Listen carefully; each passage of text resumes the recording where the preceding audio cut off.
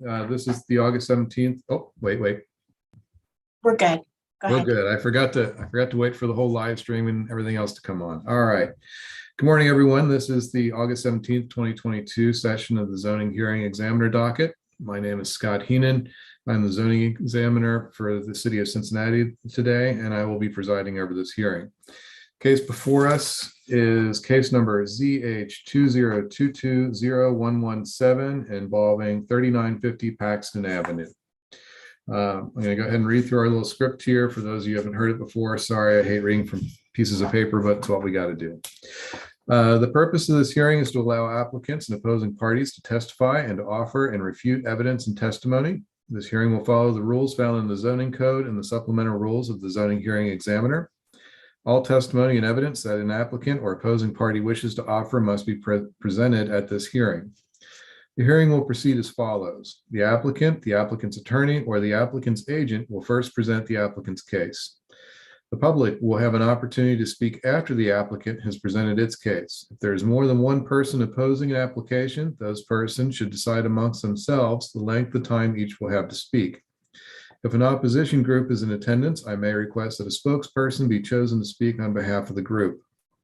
If the applicant is represented by an attorney, the applicant's attorney may cross-examine any person who has testified at the hearing. If a party of record is represented by an attorney, the attorney for the party of record may present witnesses after the applicant has presented its case and may cross-examine any person who has testified at the hearing. In the event that a party testifies or offers argument in opposition to an application, the applicant shall have an opportunity to rebut the testimony and or argument offered in opposition. After the applicant has been given an opportunity to rebut any testimony and or argument offered in opposition, any attorney for a party of record will have an opportunity to make a closing statement. Finally, the applicant will have an opportunity to make a closing statement. After all presentations have been made, I will close the hearing. Decisions can be expected usually within 2 weeks. I may limit or exclude any testimony that I deem irrelevant or outside the scope of the application being considered. I may interrupt any speaker to ask questions or to make any comments. I may also refuse to consider hearsay testimony or documents. This means evidence you want to introduce that consists of a statement made by a person who is not present at this hearing, or a document that includes the statement of a person who is not at the hearing. In the event of any technical difficulties with the video conferencing technology, I may continue or postpone this hearing at my discretion. Since we're doing this virtually, we do not have a sign-in sheet for people to sign in on, so I show that we have Douglas Owens, Dan Montgomery, Joe Groh, Whitney Huber, and Tom Jenny present with us this afternoon or this morning. At this time, I'll ask that all persons who are going to be providing testimony be sworn in. If you would take a moment to unmute yourself, raise your right hands, and then answer after me. For some mutes to come off. All right. Do you solemnly swear the testimony you shall give will be the truth, the whole truth, and nothing but the truth? I do.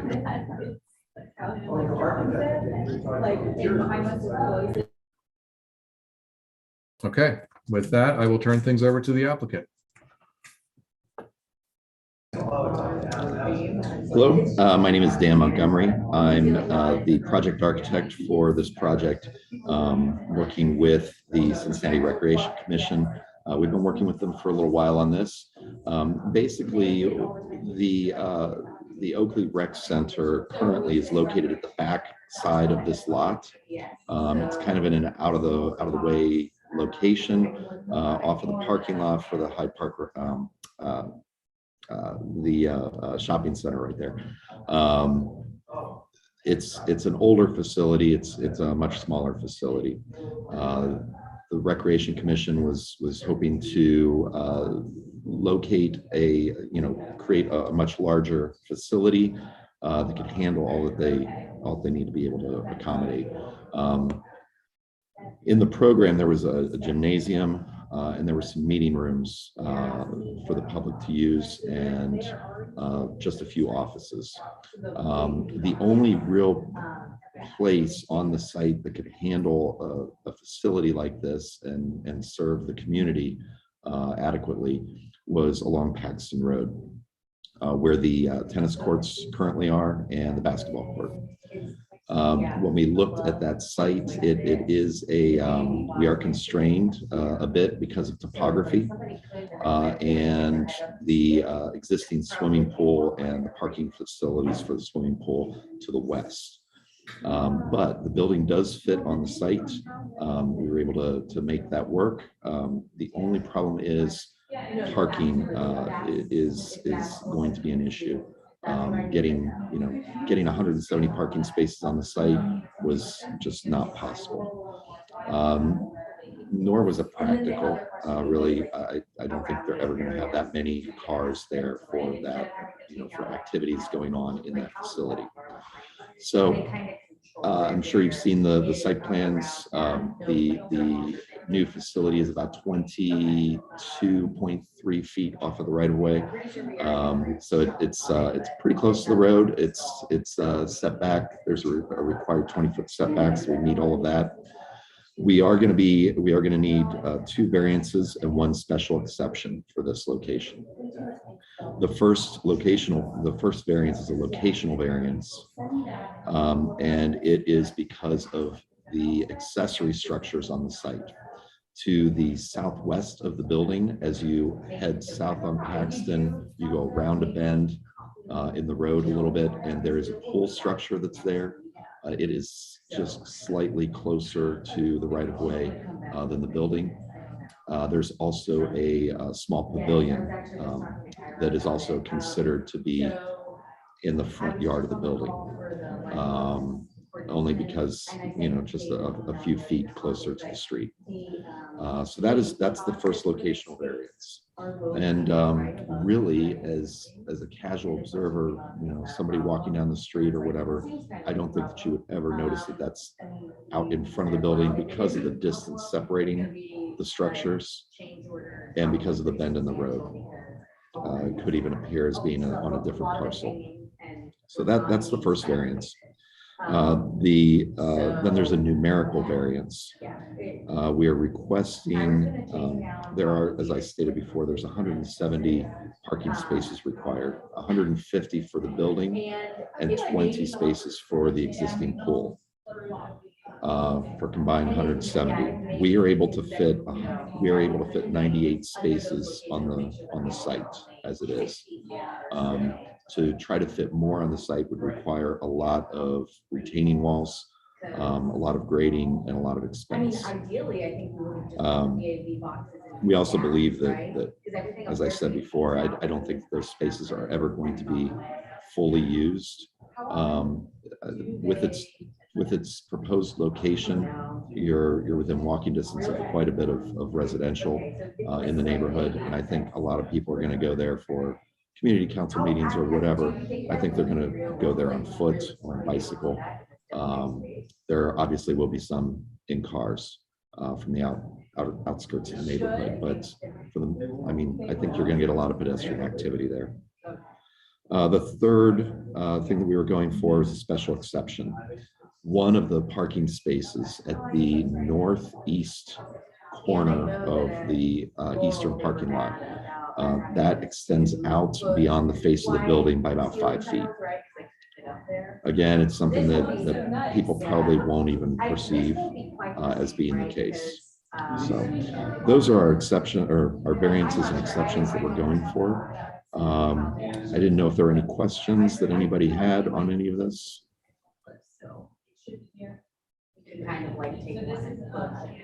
No, not from me. Okay, so is that everything you had for right now? That is, yes. Okay, in that case, I will open things up to the public. Let's start with the staff report.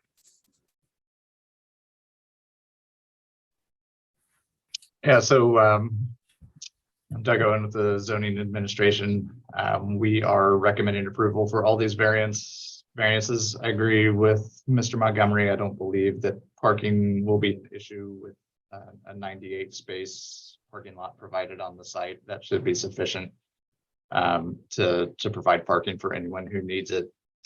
And like Mr. Montgomery said, the locational variance for the site of the building just makes sense on the site just because of the limited amount of space they have to work with, considering the open space that's needed for the fields and also the topography on the lot. So, and then the parking space coming 5 feet in front of the building should not be an issue, especially because there is some landscaping surrounding that parking space. So staff is supportive of the requested variances and available for any questions that anyone may have. Okay, I'll just go through the people here that I have from being in the public. We'll just go in the order that they showed up today. Mr. Grow. Yeah, I'm here more just to answer questions. If there's any that come from the council, we did approve this, the rec center location. I will point out that the budget was part of the constraints on picking location because the existing location, the location of the existing rec center now, because there were some sewer lines and power lines, the cost to move those and make accommodations for those would have put it above our budget. So I know there is some concern about the removal of the tennis and basketball courts, but it's our intention to seek funding to relocate those courts to the site of the existing rec center. Once that rec center, the new rec center is built and we can demo that, it is a priority of ours because we definitely do not want to dismiss the issues that the problems it may cause temporarily for the people who use those courts. We realize that it is an important use, but the overriding factor was that the bigger need is for a new and improved rec center.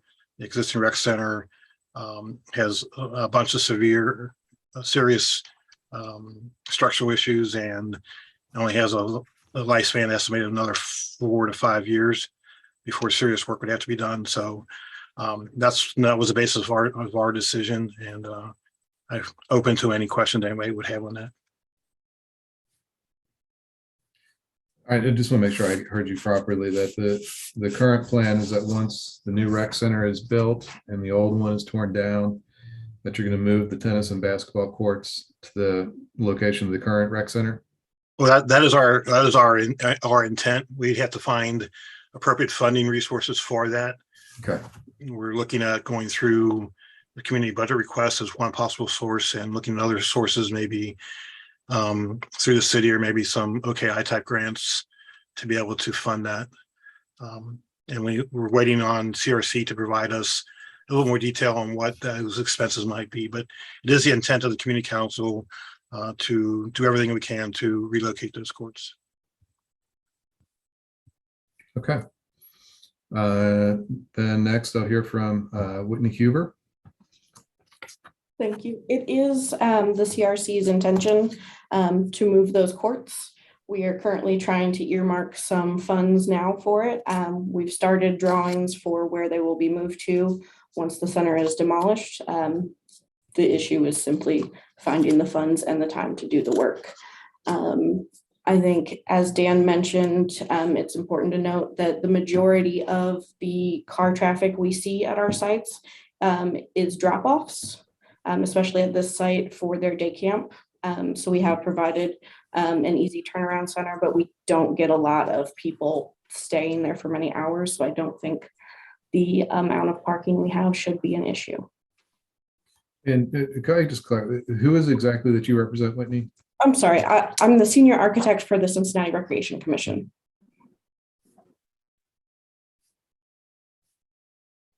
Thank you. All right, and then finally we have Tom Jenny. Yeah, I was just interested in hearing about the variances, and so I don't have any questions. Okay, perfect. I hate to bother, but I was working with a Kathleen Daly, who's an adjacent property owner. She was registered and was having some technical difficulties. So she's in the room now. She just joined like probably 2 minutes ago. Okay, well, I can swear her in now and we can hear from her. Second. Ms. Daly, are you there? Yes, I am. Okay, I'm not seeing you on screen. Let me just see if it's just, oh, there you I- are. There we Oh, got you. I should Okay, put my head up further. that's fine. I got you now. Okay. Everybody else has already been sworn in, so I'll just ask that you raise your right hand, and do you solemnly swear that the testimony that you give will be the truth, the whole truth, and nothing but the truth? Yes, I do. Okay, what would you like to tell me today? Okay, I had written a letter and I was out of town, so I was I should late let to you the know, game. Cassandra did forward your email to me. I did. Okay. So when I wrote that letter, I didn't know that it was going to be just a new rec center. And I know how badly they need that rec center. And I just wish there was some way we could come up with another plan of maybe building it next to the rec center instead of disrupting the basketball and tennis, because those two areas are utilized 100% or 110% of the time. But I realize the rec center really needs a new place. Trust me, I've taken classes there. I know what it's like. So I just was wondering if there's any way we could just build it next to the existing. I know we would lose 2 baseball fields probably, but that's such a nice area down there. I don't know if you heard, but the intent is once, if this is approved, once the new rec center is complete and the old one is torn down, that they would be moving the basketball and tennis courts over to there, and that the only reason it's not part of it right now is because they're still trying to secure all the necessary funding for that. Oh, okay. So does that alleviate your concern that the plan and the intent and hope is that those will, I mean, they'll kind of be swapping locations? Yes, it does alleviate it to a certain degree, but then there would be a cost incurred by most of those people who probably maybe couldn't afford. I don't know what the yearly fee will be. I have no idea. And Yeah. that wasn't something that was brought up today. I just know that the plan and the intent of both the applicant, community council, and CRC is to have these moved. Okay, and then one other question. Would the walking path and the playground be disrupted? I see a lot of people shaking their head saying no. Okay. All right. Well, I'm still bummed since it's such a well-utilized area that'll no longer be available to people, but I know the rec center really needs a new space. I think the intent is to make it not available for while construction's going on, but then essentially, again, I think the intent, and someone tell me if I'm wrong, is to just essentially swap where the current courts are and the current rec center is. So it might be out of commission for a little bit, but if this gets approved, it'll be there eventually. It'll be back. And it'll all be indoor. No, I don't think the tennis and basketball courts that would be moved would be indoor. I think those would be where the old rec center currently is. Oh, move those up there. Yeah, I got a lot of people shaking their head yes. Oh, so that we'll still have basketball and tennis outside? That's the hope. That is the Oh. ultimate hope. Okay, well, And I'll keep my Mr. fingers crossed Montgomery, on that. who is one of the people behind all this, with the applicant, he might be able to answer some of your questions. I saw he had used the Zoom function to raise his hand. Yes. I was just I'm gonna let him go gonna, ahead and talk, and he might be able to address any concerns that you might have had. okay. Great. While I've not been involved with the relocation of the tennis courts and the basketball court, I would like to say though that once the new rec center is completed, there will be a gymnasium in there. So there will be the possibility of being able to play basketball indoors at that facility. Not just basketball, but I believe volleyball, and were we setting that up for pickleball, Whitney? I believe so. So there will be the indoor gymnasium that can be used. Okay, but no tennis. Not indoors. Okay. Is there like a 50% chance there'll be the basketball and outdoor tennis courts done? If you don't mind me stepping in, we will have to shut down the basketball and the tennis Right. courts during construction. We won't be able, we may be able to do both projects at the same time. We just have to secure the funding first. Oh. Only reason we're not replacing the building in its current location is unfortunately the utility infrastructure is not there to support the building. Yes. The closest fire lines are not within code. So to bring everything up to code up top where it currently is would be more than half of our budget, unfortunately. Oh, wow. So that was infeasible. I do know that we do want outdoor tennis and outdoor basketball up top. We're hoping to actually expand those, possibly provide more than what's existing, but we don't know what we're going to be able to do yet. Okay. All right. Well, thank you so much for listening to me. Well, Ms. Daly, let me ask you this, because I saw your email is very much being in opposition to the application here. Having heard what you've heard from everyone today, does that alleviate your concerns? And do you think this is a good idea? Yeah, I know they need a new rec center. I'm not arguing that. My concern was it was going to be a big box gym, and that we didn't need, and it would destroy all that green space down there. So it alleviates my concern. I don't know if have you seen the photos of what they're proposing? They've got No, I called the zoning department, but it was late yesterday, so they didn't have time to get back with me and said short It looks, notice. and it's my subjective opinion, but the drawings look nice. Okay, well, good. So no, I'm not opposed to that. I'll just be hopeful that that we can find the funding to do the basketball and tennis up top. All right, great. Great, thank you so much. Okay, then I will go back to the applicant. I think we've kind of filled in any of the gaps that might have shown up, but do you have anything that you wanted to say? And I also see Mr. Groh has his hand raised. Let's go to Mr. Groh first. Scott, I just wanted to add that because it didn't come up here, but it's come up in other comments from the residents to me. So I want to have it on record. We are working with DOTE and the Vision Zero team because Paxton Avenue is scheduled to go through rehab during the same time this construction is going on. So we're already working on appropriate safety and crosswalk stuff there to accommodate people who are going to be walking to and from the rec center from the residential area. So if anybody had any concern about that, that is something that we are actively working with both DOTE and Mel McVeigh with Vision Zero. Okay. Then Mr. Montgomery is the applicant. Did you have anything else that you wanted to add today? I don't have anything additional to add at this point. All right, well then with that, I'm going to go ahead and close this hearing out, and I should hopefully have a decision to you, I'm hoping within 2 weeks.